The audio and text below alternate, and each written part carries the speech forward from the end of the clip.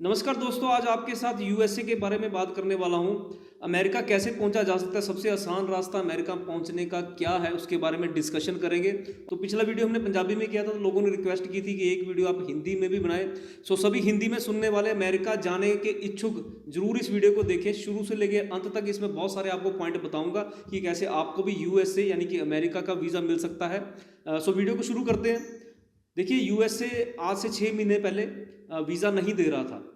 बहुत लंबे समय के लिए यूएसए के वीज़ाज बंद नहीं कह सकते, लेकिन उतने खुल के नहीं मिल रहे थे जितने आज खुलकर मिल रहे हैं। आज अगर आप हमारे सोशल मीडिया को देखें तो डेली कोई ना कोई नया वीज़ा यूएसए का मिलता है। साथ ही साथ कनाडा और यूरोप के भी वीज़ाज बड़ी गिनती में आ रहे हैं, लेकिन अमेरिका के इतने सारे वीज़े आना थोड़ा सा अनयूजुअल है। सो उसी के विषय में हमने पहले भी वीडियोस की हैं, तो क्योंकि वो पंजाबी में थी तो लोगों को ज़्यादा समझ में नहीं आई। सो आज मैं चाहूँगा कि इस वीडियो को आपने शेयर ज़रूर करना है, क्योंकि बहुत सारे लोग अमेरिका जाना चाहते हैं लेकिन उनको पता नहीं कि कैसे पहुँचा जा सकता है। वो अलग अलग ऑफिस में फ़ोन करते हैं, उनको अलग अलग तरीका बताया जाता है पहुँचने का, लेकिन सही तरीका आपको इस वीडियो में ज़रूर मिलेगा। सबसे पहले जो मेन आपका क्वेश्चन होता है कि कैसे पहुंचा जा सकता है, सबसे आसान तरीका क्या है। सो देखिए, यूएसए का वर्किंग वीज़ा मिलना ऑलमोस्ट इम्पॉसिबल है, खासकर जब आपकी पढ़ाई लिखाई अच्छी नहीं है। हाँ, कोई आईटी वाला अगर कहता है, तो कोई हेल्थ वर्कर ऐसी बात करता है, कोई नर्सिंग में है, सो उनके लिए वर्क वीज़ा ज़रूर मिल सकता है। लेकिन अगर आप सोचें कि एज ए लेबर आपको यूएसए का वर्क वीज़ा मिल जाएगा तो ऑलमोस्ट इम्पॉसिबल है।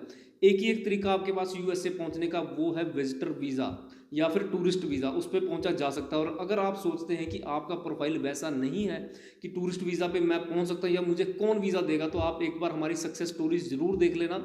हमारे सोशल मीडिया पे लगातार हम ये चीज़ें शेयर करते हैं, सिर्फ आपका हौसला अफजाई करने के लिए कि अगर उन लोगों का वीज़ा आ सकता है तो आपका भी आ सकता है। जिन जिन लोगों ने हमारे पर विश्वास किया, भरोसा किया और जैसे हमने इंस्ट्रक्शन दी उस तरीके से काम किया, तो उनको विजिटर वीज़ा ज़रूर मिला है। आपका प्रोफाइल बहुत ही ऑर्डिनरी भी, आप 25-30 हज़ार भी महीने का कमाते हैं तब भी आपको यूएसए का वीज़ा मिल सकता है। इस बात की गारंटी हम आपको दे सकते हैं। लेकिन रिफ्यूज़ल के भी चांसेस जरूर होते हैं, लेकिन ये नहीं है कि 100% आपको रिफ्यूज़ल ही मिलेगा।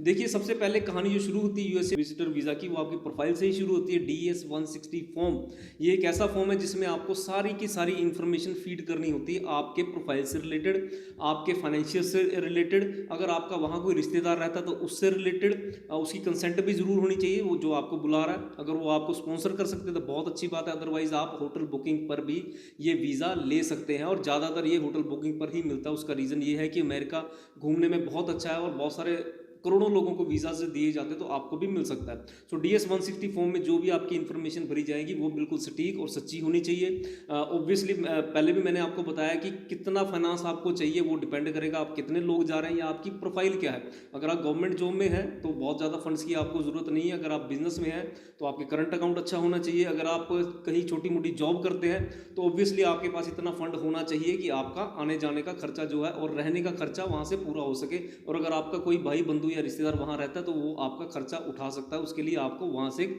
लेटर चाहिए होती है। अगर वो इशू कर देते हैं तो बहुत ज़्यादा फंड्स की ज़रूरत आपको नहीं रहती। लेकिन अगर आप टूरिस्ट वीज़ा पे जा रहे हैं यानी कि घूमने फिरने के जा रहे हैं, तो मैं कहूँगा कि एक व्यक्ति अगर सिंगल जाता है तो कम से कम 7-8 लाख रुपए आपके अकाउंट में बैकअप के लिए होना चाहिए, क्योंकि इतना लग जाता है। और अगर आप एज ए फैमिली जा रहे हैं तो 12 से 15 लाख आपके अकाउंट में होना चाहिए। ये चीज़ बहुत मैटर करती है, क्योंकि देखिए यूएसए की वीज़ा की मैं खास बात बताऊं, उसमें आपके डॉक्यूमेंट्स कुछ भी चेक नहीं होंगे, कोई भी डॉक्यूमेंट आपका चेक नहीं किया जाएगा। लेकिन जो इन्फॉर्मेशन आपने, जैसा मैंने बताया, DS-160 फॉर्म में आपने फिल की है उसकी गुणवत्ता पूरी होनी चाहिए, क्योंकि उनको बहुत एक्सपीरियंस है। जो लोग वहाँ पे बैठे हैं आपका इंटरव्यू लेने वाले हैं। और ये बात बता दूं कि इसका सिर्फ और सिर्फ इंटरव्यू प्रोसीजर ही है, और किसी भी प्रोसीजर से ये विजिटर टूरिस्ट वीज़ा आपको नहीं मिल सकता। आपको इंटरव्यू के प्रकरण से गुजरना ही होगा, आपको इंटरव्यू देनी ही होगी। लेकिन इंटरव्यू से घबराएं मत, आपने फॉर्म में अपनी इन्फॉर्मेशन भरी है, उसी इन्फॉर्मेशन के रिलेटेड आपसे क्वेश्चंस पूछे जाएंगे, और उन क्वेश्चंस का अगर आप रिप्लाई सही तरीके से और कॉन्फिडेंट तरीके से कर देते हैं तो आपको वीज़ा मिलता है, चाहे आपकी प्रोफाइल बहुत ही लो प्रोफाइल क्यों ना हो।